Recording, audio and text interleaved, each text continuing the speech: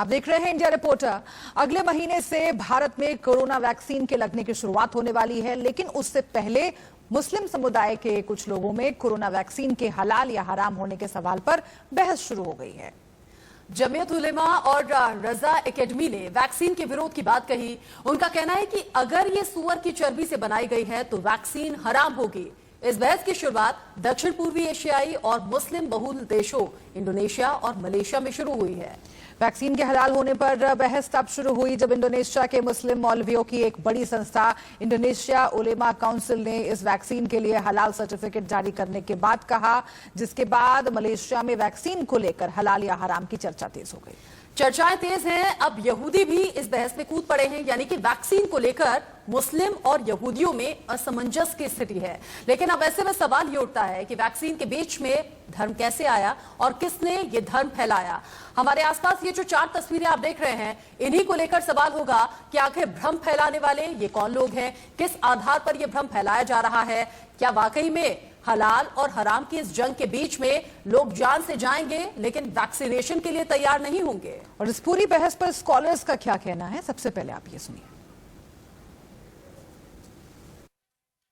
ये बात साबित हो जाती है कि उसमें सूअर जो जिसको हम खिंजीर कहते हैं, उसका जिस्म का कोई जुज भी, चाहे उसका खून हो, उसकी चर्बी हो, उसकी हड्डी हो या उसका गोश्त हो, अगर उसमें शामिल है तो सूअर मुसलमानों के नज़दीक हराम है, हराम है, हराम है। लिहाजा उन हजरात की जो तहकीक है और उसमें सूअर पाया जाता है, तो मैं उस फैसले की तायद करता हूं, मुसलमानों को उससे परहेज करना चाहिए। हराम मुसलमानों के लिए कभी जायज़ नहीं हो सकता। तो जो चीज़ हराम है वो हराम है, उसका एक जुज हो या ज़्यादा से ज़्यादा हो या कम से कम तर हो, लेकिन वो हराम है तो हराम होगा और मुसलमानों को उससे परहेज करना चाहिए। खंजीर यानी सूअर हराम और नजसुल ऐन है। कुरान मजीद में इसे नजिस फरमाया गया है। इसका हर जुज, ख्वा गोश्त हो या चर्बी या हड्डी हो या खाल, बल्कि इसका बाल बाल नजिस और नापाक है। यहाँ तक कि खंजीर का बाल भी अगर कुएं में पड़ जाए तो पूरा कुआं नापाक हो जाएगा। लिहाजा किसी भी दवा या वैक्सीन या किसी भी चीज़ में खंजीर का कोई भी जुज इस्तेमाल किया जाए वो बिल्कुल नापाक और हराम है। इसका इस्तेमाल हरगिज़ जायज़ नहीं। अब जब इस पर बहस तेज हो गई है तो चर्चा बनती है। चर्चा के लिए कुछ खास मेहमान भी हमारे साथ जुड़ेंगे, लेकिन इससे पहले मुंबई के 9 मुस्लिम संगठनों ने वैक्सीन में पोक को लेकर आपस में बातचीत की। बैठक में उन्होंने तय किया कि जब भारत में वैक्सीन आएगी उसके आधार पर वो विरोध का एजेंडा तैयार करेंगे। हुकूमत हिंद से भी हमारी गुजारिश है कि चाइना ने जो वैक्सीन बनाया है, जिसके ताल्लुक से ये है कि उसमें सूअर के अज्जा इस्तेमाल किए गए हैं, उसको हरगिज़ ना मंगाए। और किसी भी मुल्क की या ख़ुद हमारे मुल्क में अगर कोई वैक्सीन बनती है तो हमारे उलमाए कराम को उसके जो कंटेंट्स है उसको दिखा दे, ताकि हम भी अपने तौर पर ये ऐलान कर सकें कि इसका इस्तेमाल किया जा सकता है। में 2 खास मेहमान हमारे साथ जुड़े हुए हैं। डॉक्टर युगल Mishra, chief clinical services Sikkim Nepal university के हमारे साथ हैं, और चंद्रशेखर तिवारी हिंदू धर्मगुरु हैं, हमारे साथ जुड़ चुके हैं। कुछ देर में मौलाना शाहकार जैदी भी हमारे साथ जुड़ेंगे। लेकिन डॉक्टर युगल मिश्रा, मैं शुरुआत आपसे करना चाहती हूं, क्योंकि ये एक ऐसा दौर है जब कोरोना की वैक्सीन का इंतजार पूरी दुनिया में हो रहा है। कोरोना ने बहुत तबाही मचा ली। अब सबसे जरूरी यह है कि वैक्सीन का इस्तेमाल करके तबाही को रोका जाए। इसकी शुरुआत भी हो चुकी है, लेकिन ऐसे में जो सवाल खड़ा कर दिया गया है कुछ मुल्कों में, मैं ये नहीं कहूंगी कि हिंदुस्तान में एक बड़ा तबका इस तरह की बात कर रहा है, वहां पर बस कुछ लोग हैं जो कि अभी इस तरह का भ्रम फैलाने की कोशिश कर रहे हैं। लेकिन अगर बात शुरू हुई है तो लोगों में जागरूकता आनी जरूरी है, इन्फॉर्म्ड होना उनका बहुत जरूरी है। जिलेटिन का इस्तेमाल किसी वैक्सीन में कितना जरूरी होता है, क्या पूरी प्रक्रिया होती है, अगर इसका इस्तेमाल नहीं किया जाए तो क्या वैक्सीन कमजोर हो जाती है? क्योंकि हम जाहिर तौर पर वैज्ञानिक पद्धति को ही मानेंगे, किसी के कुछ भी कह देने से धर्म के आधार पर कुछ बदलना नहीं चाहिए। डॉक्टर साहब, डॉक्टर युगल मिश्रा। जी नमस्कार। बहुत सारे जो वैक्सीन है उसमें निहायत तौर पर पोर्क डेराइव्ड जेलेटिन का उपयोग एज ए प्रिजर्वेटिव किया जाता है और इसका इस्तेमाल जरूरी इसलिए भी होता है कि स्टोरेज में वैक्सीन के ट्रांसपोर्टेशन में इस जेलेटिन का ये फायदा होता है कि इसकी इफेक्टिविटी और इसकी सेंसिटिविटी दोनों को ये प्रिजर्व रखती है। लेकिन जहां तक कोविड-19 के वैक्सीन के 3 मेजर मैन्युफैक्चरर हैं, उनके नुमाइंदों ने ऑलरेडी प्रेस कॉन्फ्रेंस करके ये डिक्लेयर कर दिया है, वो हैं अपनी फाइजर, मॉडर्ना और एस्ट्राजेनेका की उनकी वैक्सीन में पोर्क जेलेटिन का कोई कंस्टिट्यूएंट नहीं है।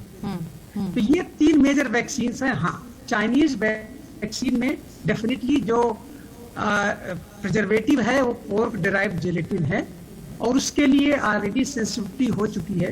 लेकिन बहुत सारे मुस्लिम क्लरिक्स हैं, उनका ये मानना है कि लाइफ सेविंग जो मेडिसिन होती हैं, इवन कुरान में उसका उपयोग परमिटेड है। मैं एज ए हार्ट सर्जन जानता हूं कि कई एक मुस्लिम कंट्रीज हैं जैसे कि सऊदी अरेबिया और भी बहुत सारी मुस्लिम कंट्रीज है जहां की पोर्क से बने हुए हार्ट के वाल्व, जो कि आर्टिफिशियल वाल्व हम लोग यूज करते हैं हार्ट सर्जरी में, वो परमिटेड हैं। सो ये एक नया जी सोच एकदम से शुरू हुई है। वो कोई डॉक्टर साहब, क्या पहले भी ऐसे मामले आए हैं? क्योंकि आज जैसा कि आप बता रहे हैं ये बहुत ही जरूरी इंफॉर्मेशन है और मुझे लगता है कि इंडिया न्यूज के दर्शकों तक इंफॉर्मेशन पहुंचना चाहिए। आप ये बता रहे हैं कि हलाल और हराम की चर्चा तो लंबे वक्त से होती रही है, लेकिन धर्म भी ये कहता है कि इंसानी जान ज्यादा जरूरी है, वो ज्यादा अहम है। और अगर किसी ऐसी चीज का इस्तेमाल वैक्सीन बनाने में या दवाई के निर्माण में हो रहा है जिसे हराम के तौर पर देखा जाता है, लेकिन अगर इंसानी जान बचाने के लिए ऐसा किया जा रहा है तो वो भी हलाल मान लिया जाता है, आप ये कह रहे हैं? मैं ये कह रहा हूं कि उसको हराम न माना जाए जी, जैसा कि ऑलरेडी बड़ी सारी मुस्लिम कंट्रीज ने आज से नहीं कई दशकों से इसको एक्सेप्ट किया है। न जाने कम से कम हजारों लाखों पेशेंट हैं, हार्ट के मरीज हैं जिनके हार्ट के वाल्व खराब हैं, उनमें पोर्क के बने हुए आर्टिफिशियल हार्ट के वाल्व यूज किए जा रहे हैं और एक्सेप्टेड है। और आप ये भी कह रहे हैं कि कुरान में इसकी परमिशन भी है। अगर शाहकार जैदी हमारे साथ जुड़े हैं तो उनसे हम इस बात पर सवाल भी करेंगे। लेकिन चंद्रशेखर तिवारी जी, ये हलाल और हराम की लड़ाई के बीच में सवाल मेरा आपसे भी है, क्या हिंदू धर्म गुरुओं की तरफ से भी कुछ रिजर्वेशंस तय कर लिए गए हैं या फिर आपको कोई दिक्कत नहीं है, कोई बैड नहीं है वैक्सीन से?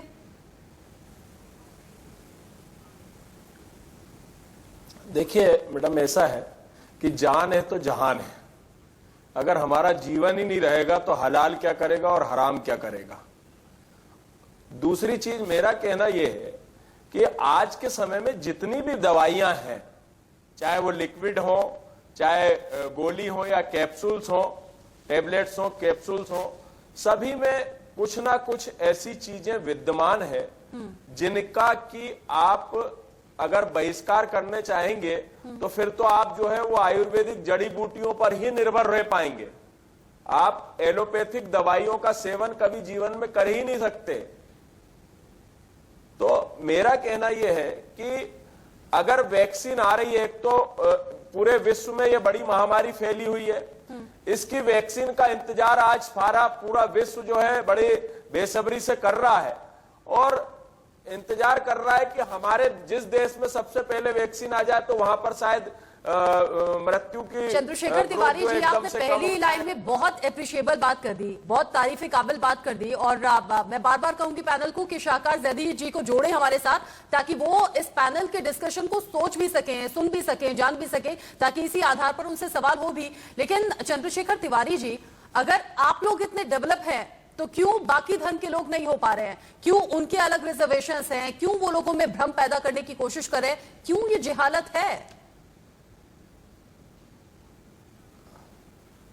देखिए, मैं भी धर्म से ब्राह्मण हूं और एक मंदिर का संचालक भी हूं, लेकिन अगर मेरी जान पे आ जाएगी तो उस समय मैं क्या ये देखूंगा कि ये जो ब्लड है ये मांसाहारी व्यक्ति का लग रहा है मुझे या शाकाहारी व्यक्ति का लग रहा है? मैं तो स्वयं पूर्ण शाकाहारी हूं।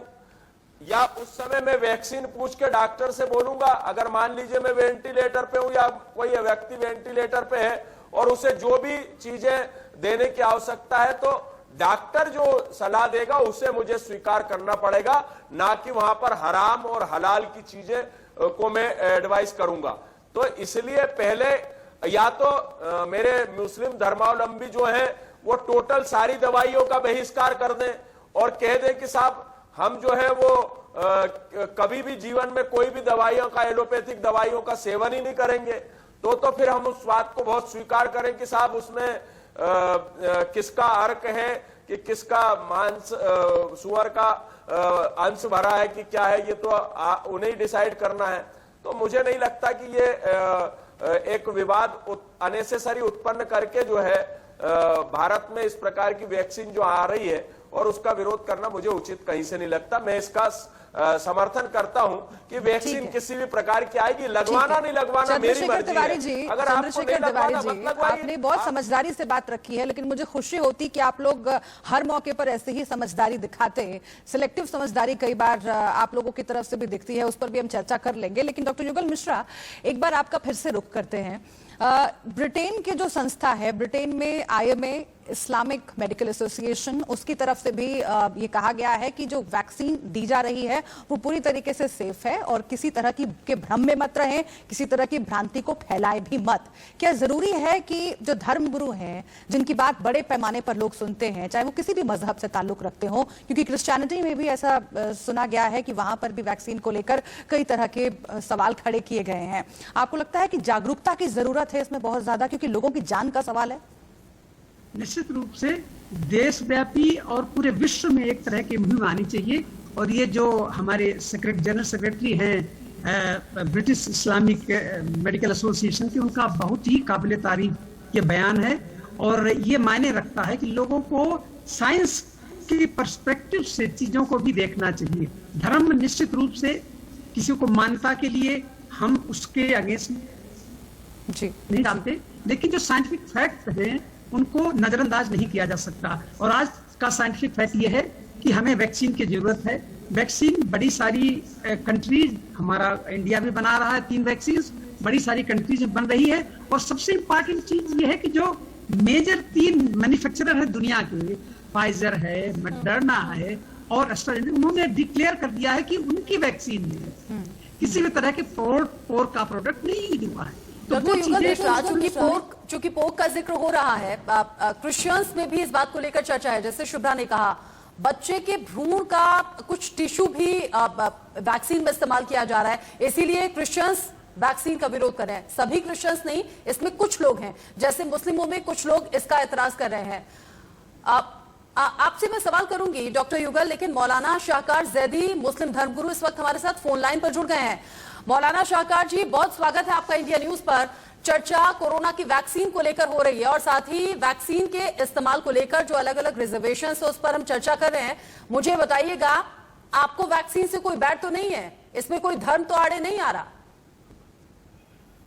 सबसे पहले मेरा आप सबको आदाब जी। देखिए, वैक्सीन या कोई दवा से किसी को भी कोई प्रॉब्लम नहीं हो सकती है।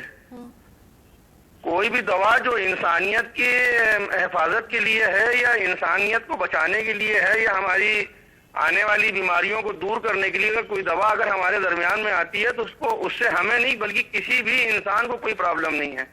और जो प्रॉब्लम क्रिएट कर रहे हैं वो कोई ना कोई राजनीति से प्रेरित होकर अपने आप को हाईलाइट करने के लिए, किसी तरह से अपने आप को चर्चा में लाने के लिए इस तरह की बात करते हैं। अच्छा, मतलब आप कह रहे हैं कि जो वैक्सीन में पोक के इस्तेमाल की बात है उससे आपको कोई एतराज नहीं?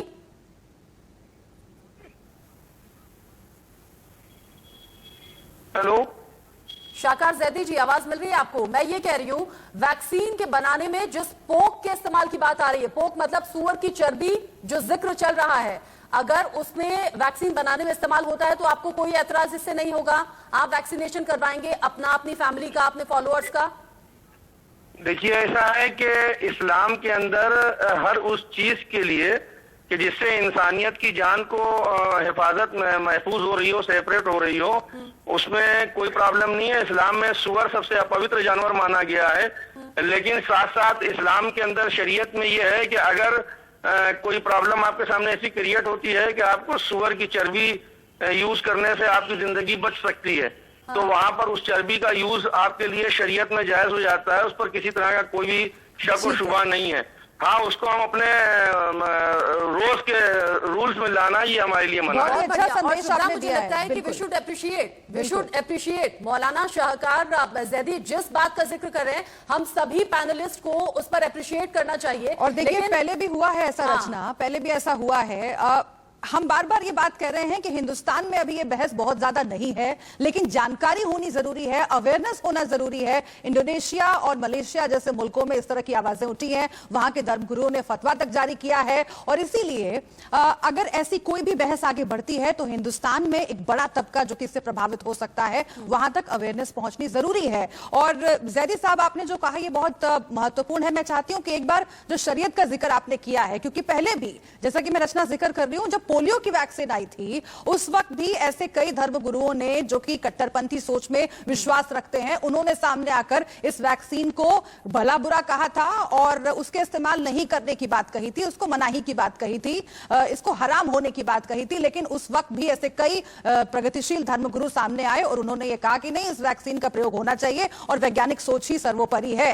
हिंदुस्तान तमाम दूसरे मुल्कों से अलग है, यहां पर किसी धर्म के हिसाब से फैसले नहीं होते, बल्कि लोकतंत्र संविधान के हिसाब से, वैज्ञानिक सोच के हिसाब से फैसले होते हैं। इसलिए जैदी साहब, मैं चाहती हूं कि आपने जो कहा है उसे जरा एक बार विस्तार से फिर से समझाएं। इस्लाम के अंदर सबसे बड़ी इबादत है इंसानियत और जिंदगी को बचाना। इस्लाम के अंदर सुअर और कुत्ता ये दो सबसे अपवित्र जानवर माने गए हैं शरीयत के अंदर। लेकिन अगर आपकी शराब है, हमारे इस्लाम के अंदर हराम है, किसी भी तरह से शराब का सेवन हराम है। बट अगर डॉक्टर आपकी जिंदगी को कोई ऐसा मसला आता है जहां पर शराब का सेवन आपकी जिंदगी को बचा रहा है, मैंने इससे पहले भी आपके वहां डिबेट में बात कही थी कि आपको सिर्फ उतनी ही मात्रा में शराब का सेवन। कई दवा तो ऐसी होती है मौलाना साहब जिसमें अल्कोहल की मात्रा होती है, लेकिन फिर वो कौन मुस्लिम धर्मगुरु हैं जो लोगों में भ्रम पैदा कर रहे हैं, लोगों को बहकाने का काम कर रहे हैं? ये कौन लोग हैं? देखिए मैडम, ऐसा है, अल्कोहल की बात अगर आती है तो अल्कोहल अगर होम्योपैथ की दवा ले लें तो 99.9% तो आपकी बात को अग्री कर रही हूँ, मैं कह रही हूँ ऐसी कई दवाएं हैं जिसमें अल्कोहल की मात्रा होती है, ये मैं आपकी बात को एक्सेप्ट कर रही हूँ, मान रही हूँ। लेकिन वैक्सीन को लेकर हराम और हलाल की बहस ये किसने छेड़ दी है? ये कौन लोग हैं जो मुस्लिम आबादी को बहकाने का काम कर रहे हैं? मैं आपसे क्या आप ये मानना चाहेंगे कि वो इस्लाम के खिलाफ बात कर रहे हैं? आज इस मंच से ये संदेश देना चाहेंगे आप सर? देखिए, ऐसा है कि जो लोग ये बात कर रहे हैं वो किस एंगल से बात कर रहे हैं ये उनको अपना व्यू रखना चाहिए। लेकिन अपने हम चाहे शाहकार जैदी को ना हो या कोई भी इंसान को ना हो, मुसलमान, उसको ये राइट नहीं है कि वो अपने किसी भी तरह के कृत्य से इस्लाम को बदनाम करे या इस्लाम के ऊपर लांछन लगाए। इस्लाम का खुला हुआ ये रूल है और ये हुक्म है कि पहले अपनी जिंदगी बचाओ। अगर तुम्हारी जिंदगी बचाने के लिए सुअर की चर्बी का इस्तेमाल हो रहा है और उससे तुम्हारी जिंदगी बच रही है तो सुअर की चर्बी का सेवन तुम्हारे लिए जरूरी हो जाता है। जी, लेकिन जैदी साहब, मैं चाहती हूं कि ये चूंकि बड़ी बहस है और ये चूंकि एक विस्तृत बहस है और पूरी दुनिया में कई ऐसे मुल्क हैं जहां पर मुस्लिम धर्मगुरुओं ने फतवे तक जारी कर दिए हैं, इसलिए आपको उस बहस को भी, उस चर्चा को भी और उस एंगल को भी इसमें शुमार करना चाहिए। देखिए, बात तो यहां तक आ जाती है क्योंकि वैक्सीन तो अलग अलग वायरसेस के लिए बनती रही है शुरुआत से ही। दबाव इतना ज्यादा बढ़ा मुस्लिम धर्मगुरुओं का और उसमें बहुत सारी चर्चाएं शुमार रही हैं। दबाव की वजह से दवा कंपनियों को, वैक्सीन बनाने वाली कंपनियों को आगे आना पड़ा और उन्होंने ऐसी वैक्सीन बनाई जो कि हलाल कही जा सकती है। आखिर इस दबाव को आप कैसे इंटरप्रेट करेंगे? और देखिए, अभी ब्रिटेन में IMA को सामने आना पड़ा, वहां पर जो इस्लामिक मेडिकल एसोसिएशन है उसे सामने आना पड़ा। उन्होंने कहा कि देखिए, हमने तमाम धर्मगुरुओं से बात की है, ये हलाल है। तो इस तरह का क्लैरिफिकेशन देने की आखिर जरूरत क्यों पड़ रही है?